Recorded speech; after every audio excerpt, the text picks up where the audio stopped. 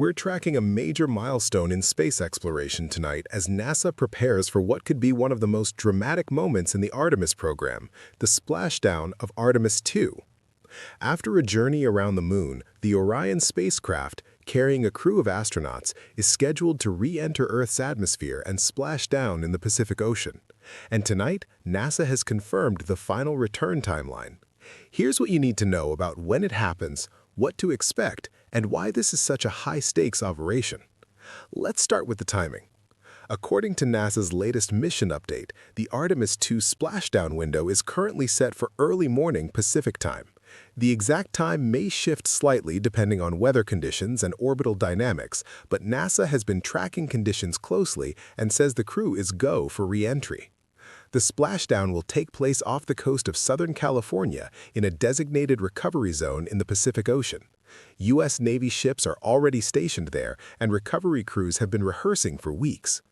This is not a quick process. The entire re-entry phase, starting from when Orion separates from its service module to the moment the capsule hits the water, will last roughly 20 minutes. But those 20 minutes?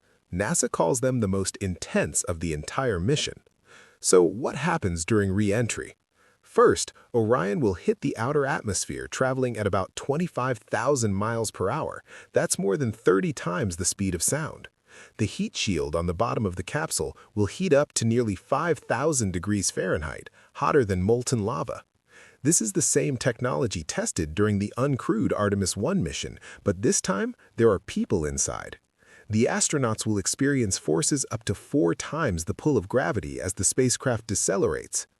During this phase, there's a period called communications blackout, several minutes when mission control in Houston cannot talk to the crew. The heat is so intense it ionizes the air around the capsule, blocking all radio signals. NASA has trained for this, but it's still one of the most nerve-wracking moments of the mission. Once Orion slows down enough, a series of parachutes deploy. First, 2 small drogue chutes to stabilize the capsule, then 3 massive main parachutes, each one the size of a basketball court, will open to slow Orion down to about 20 miles per hour before it hits the water. If everything goes as planned, the capsule will gently splash down, and recovery teams will be there within minutes to secure it and bring the crew safely aboard. But here's why NASA is being so careful with the timing. Weather is a major factor. The Pacific Ocean can be unpredictable, and NASA needs calm seas, clear skies, and low winds for a safe recovery.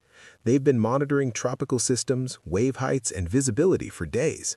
And then there's the orbital mechanics.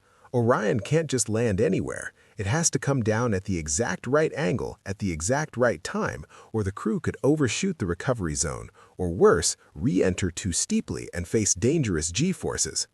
NASA has backup landing sites and backup windows, but right now, they're confident in the primary timeline. Why does this matter so much? Artemis II is the first crewed mission of NASA's return to the Moon program.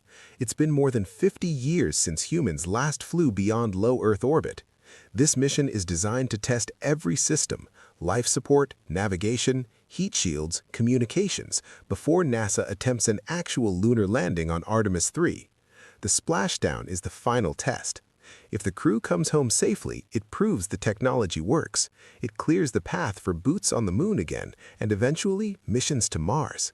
But if something goes wrong, it sets the program back years.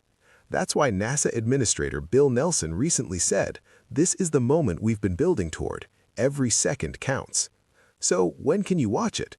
NASA will broadcast the entire re-entry and splashdown live on NASA TV, YouTube, and their official website. Coverage begins roughly 1 hour before splashdown, and you'll be able to see mission control, live telemetry, and views from cameras mounted on the capsule and recovery ships. Expect to see the parachutes open, the capsule hit the water, and divers jumping in to secure it. It's going to be dramatic, emotional, and historic. We'll also be monitoring updates in real time and bringing you the latest as soon as the crew is confirmed safe. This is more than just a splashdown. It's the return of American deep space exploration. It's the beginning of a new chapter. And if all goes well in the next 24 to 48 hours, we'll be one giant step closer to the Moon. Stay with us. We'll have live updates, expert reactions, and full coverage as Artemis II comes home.